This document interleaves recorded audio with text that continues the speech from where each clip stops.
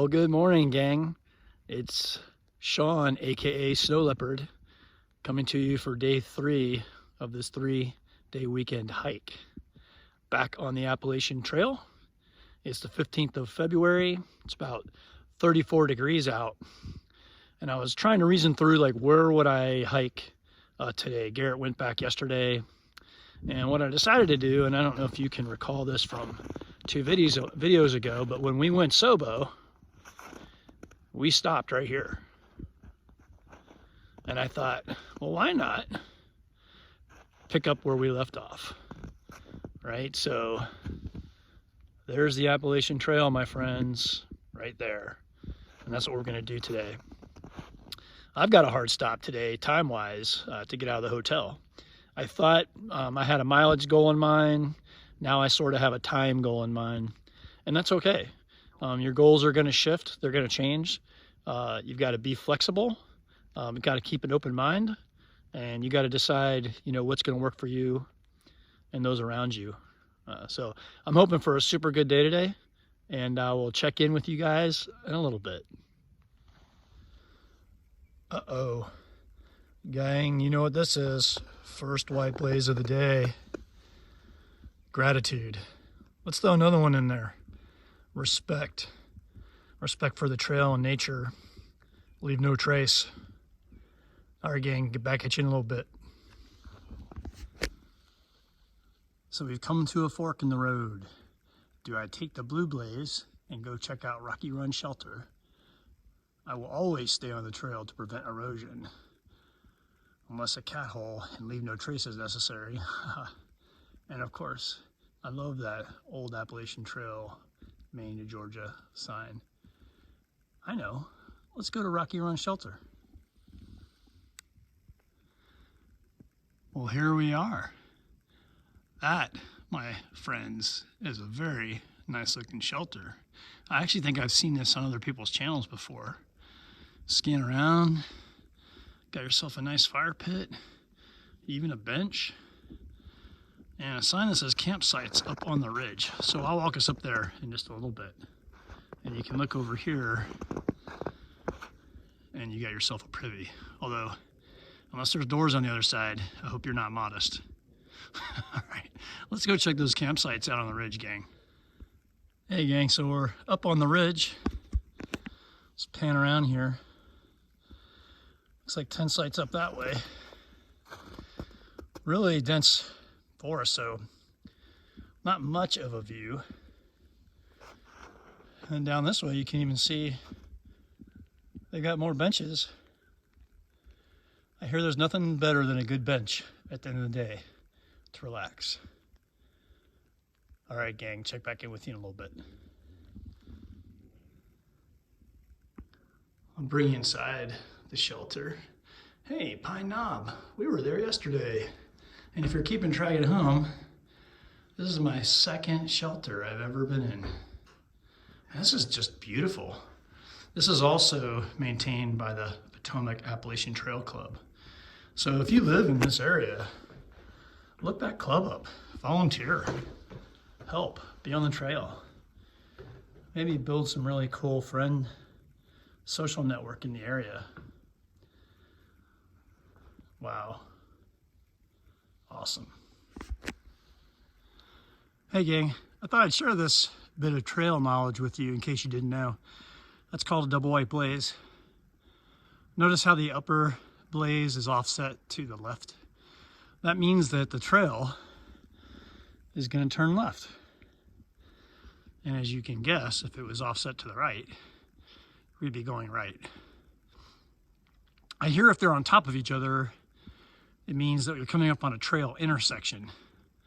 I've not seen that yet. Check out, I feel like I'm walking up into the clouds. There's just like this mist that's hanging over. I've been climbing for a while, so I might be near the top. It's just surreal, and I've not seen a single person yet. Killer. All right, gang, I'll check with you in a bit.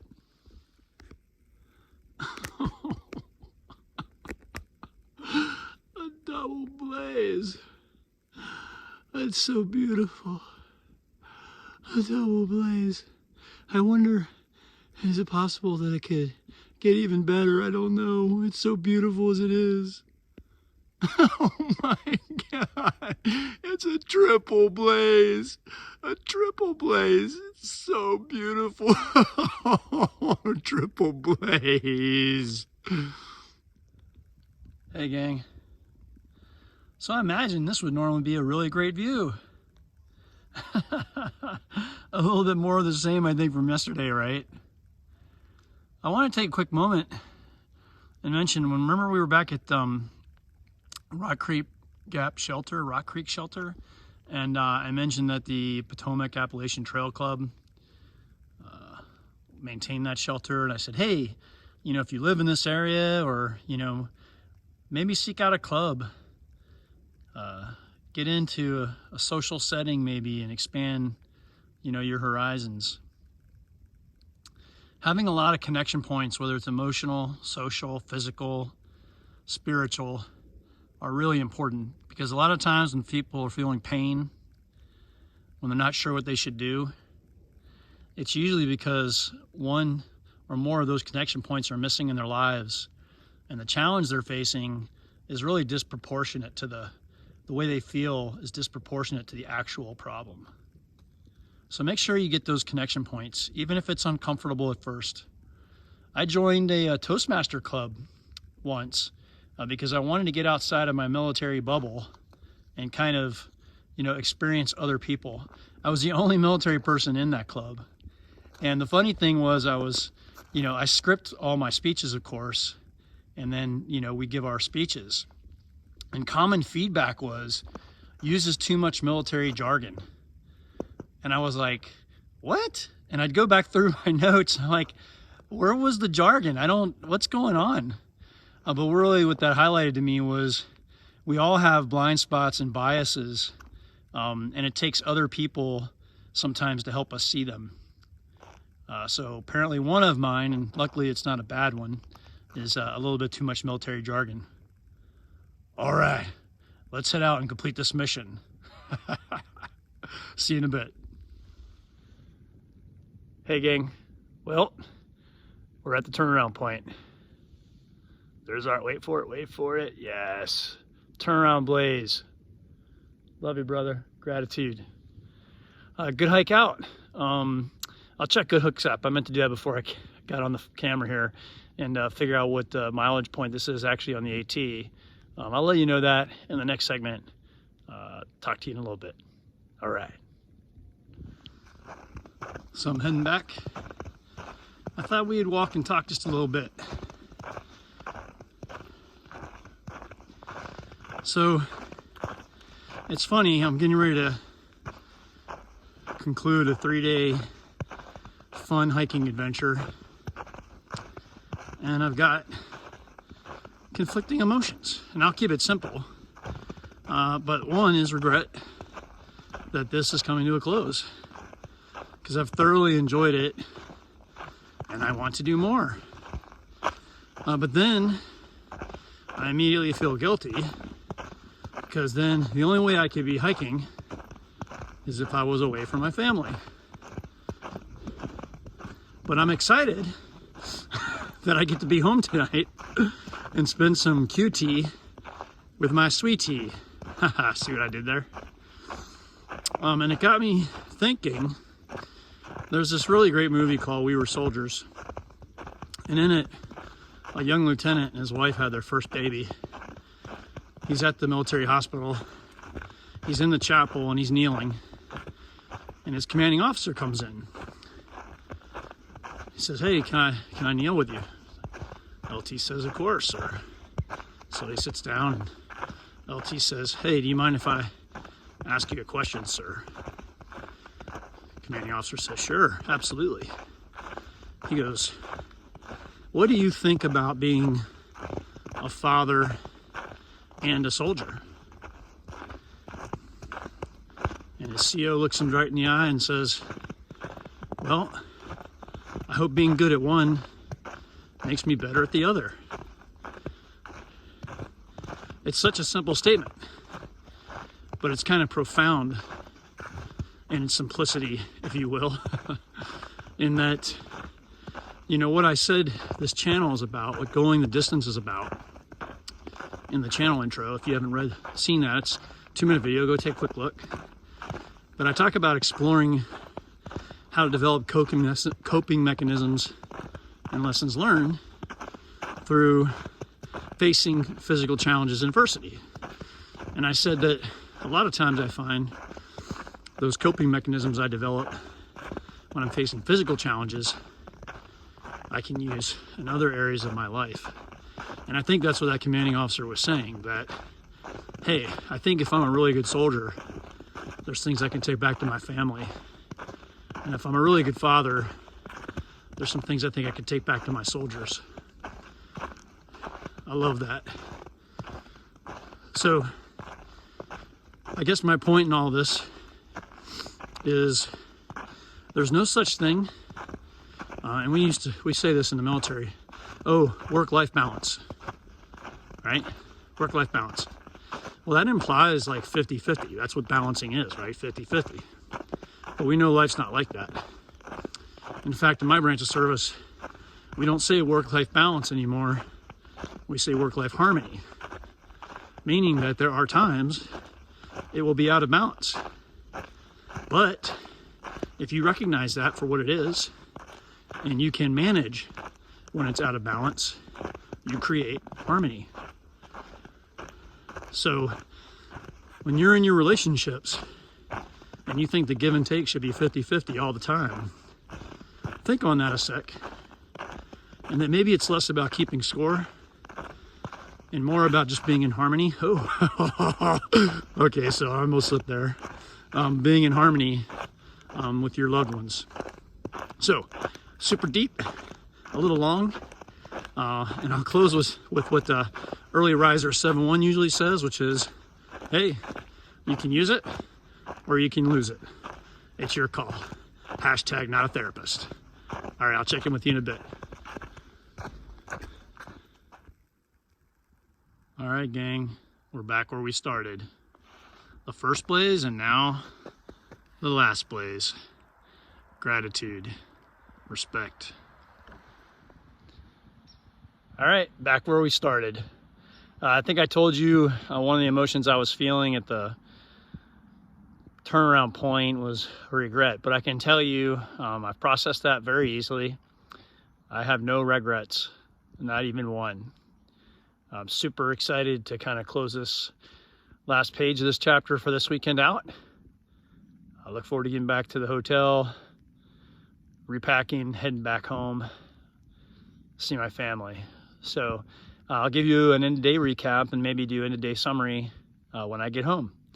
But the short story, 11.72 miles in about 4 hours and 20 minutes. I wasn't really going for pace again. I had that hard stop to get back to the hotel and check out. So I made the turn at 12:30. I can't remember if I told you that was AT 1036.7.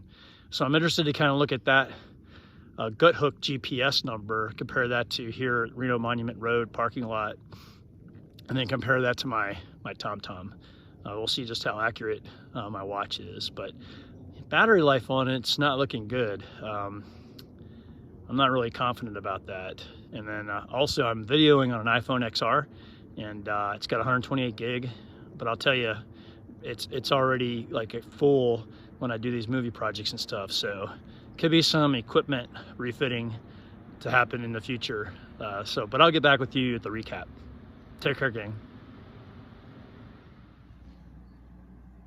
Hey gang, it's Sean with the end of day wrap up and the end of weekend wrap up. So let's start with today. I wanted to talk quickly about how I prepared for this third day of hiking, not only physically, but mentally. Got up last night to use the restroom like most older men have to do, and I could barely walk. I was stiff, sore, my knee hurt, and I thought, how in the heck am I supposed to go out on the trail tomorrow? So the first thing I did is when I got back to bed is I turned off my alarm. I wanted to make sure my body got the sleep that it needed, whatever that took. So I woke up about 9 o'clock in the morning. I had my alarm set for 7:30 originally. If that gives you any indication.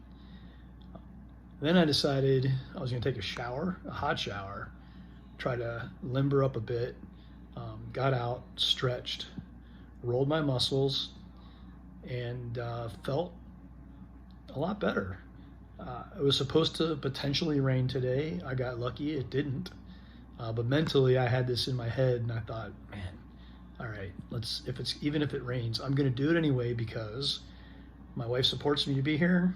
I'm going to take the max amount of time advantage that I can with this time I have. And so there you go. So that's kind of how I mentally and kind of physically prepared for this third day of hiking. I'm looking at some notes here real quick. So how did the day go? 11.72 miles and 1,904 feet of ascent. Pretty happy with that. I compared the GPS mileage in GoHook app to my TomTom watch, and they were actually very, very close. So I'm confident that 11.72 is pretty sound. What was I grateful for today? Well, like I said, we had great weather. I mean, no rain, just awesome. It was a really beautiful part of the trail, and the trail condition was great. It was really well-traveled snowpack. I only saw one person today though, which was pretty crazy. Really good snowpack. What I will say though is it must have gotten warm enough at some point for there to be a little bit of slush here and there, and then overnight some of that had frozen. So today I dealt with some slush and ice that I didn't have on the first 2 days. So let's see, weekend totals. All right, so for 3 days of hiking, we did 38.91 miles. We climbed 6,201 feet. Nutrition. I think I told you guys in the first day I was pretty happy with my nutrition. I ate about 2,000 calories. Well, what I didn't tell you yesterday was that I only had a couple of bars. I didn't take in near the nutrition I had planned to do. And then today, because it was my last day, I just kind of wanted to see what my body would do on just breakfast, which was, of course, was a McDonald's bacon, egg, and cheese bagel, because what else would it be? And did pretty well over the 4.5 hours, even though that was all I had.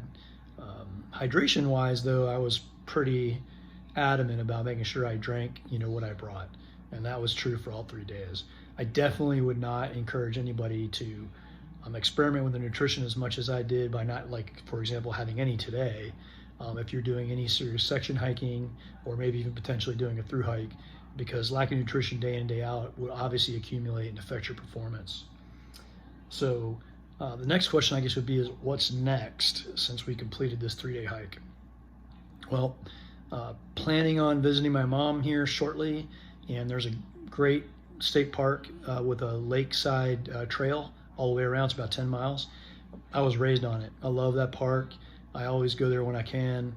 It'll make for some good scenery, and I look forward to sharing something that's been a part of my life with you all. After that, though, we're planning a section hike in April, a 5-day section hike on the Appalachian Trail.